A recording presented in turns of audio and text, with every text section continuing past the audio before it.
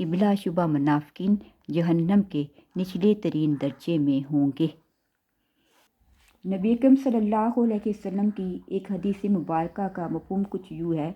کہ دنیا میں منافق کے دوغلے پن کی وجہ سے قیامت کے دن اس کے منہ میں دو زبانیں ہوں گی۔ بسم اللہ الرحمن الرحیم۔ وَمِنَ النَّاسِ مَن یشری نفسہ ابتغاء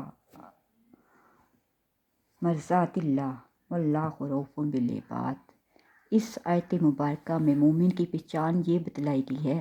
کہ وہ اللہ کی رضا جوئی کے لیے اپنی جان تک بیچ ڈالتے ہیں،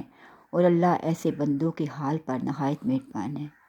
یہ آیت مبارکہ ان مخلص صحابہ کرام کی شان میں نازل ہوئی ہے جنہوں نے بے مثال قربانیاں اللہ کی راہ میں پیش کی۔ مستدرک حاکم میں آتا ہے کہ یہ آیت حضرت صہیب رومی کے اس واقعے کے بارے میں نازل ہوئی کہ جب وہ مکہ سے ہجرت کر کے مدینہ کے لیے روانہ ہوئے تو راستے میں کفار مکہ کی ایک جماعت نے راستہ روک لیا۔ یہ دیکھ کر حضرت صہیب رومی اپنی سواری سے اتر کر کھڑے ہو گئے اور ان کے ترکش میں جتنے تیر تھے سب نکال لیے اور قریش کی اس جماعت کو خطاب کیا کہ اے قبیلہ قریش، تم سب جانتے ہو کہ میں تیر اندازی میں تم سب سے زیادہ ماہر ہوں، میرا تیر کبھی خطا نہیں کرتا، اور اب میں اللہ تعالیٰ کی قسم کھاتا ہوں کہ تم میرے پاس اس وقت تک نہیں پہنچ سکو گے جب تک میرے ترکش میں ایک تیر بھی باقی ہے، اور تیروں کے بعد میں تلوار سے کام لوں گا جب تک مجھ میں دم ہے، پھر جو چاہے تم کر لینا، اور اگر تم نفع کا سودا چاہتے ہو تو میں تمہیں اپنے مال کا پتہ دیتا ہوں جو مکہ میں رکھا ہے، تم وہ مال لے لو اور میرا راستہ چھوڑ دو۔ اس پر عزیز طالبات قریش کی وہ جماعت راضی ہو گئی اور حضرت صہیب رومی نے صحیح و سالم حضور صلی اللہ علیہ وسلم کی خدمت اقدس میں پہنچ کر واقعہ سنایا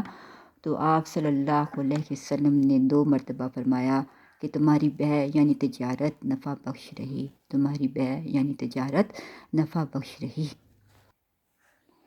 عزیز طالبات، ان آیات مبارکہ میں کردار کے جو 2 نمونے پیش کیے گئے ہیں ان میں اتنا زیادہ تضاد کی کیا وجہ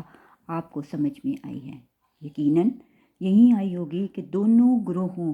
منافق اور مخلص مومنین کے مطمع نظر میں فرق ہے، ان کا مقصد حیات مختلف ہے۔ منافق کی دوڑ دھوپ صرف دنیا کی زندگی کے لیے ہے اور مومن کی نظر دنیا سے زیادہ آخرت کے نفع پر ہوتی ہے۔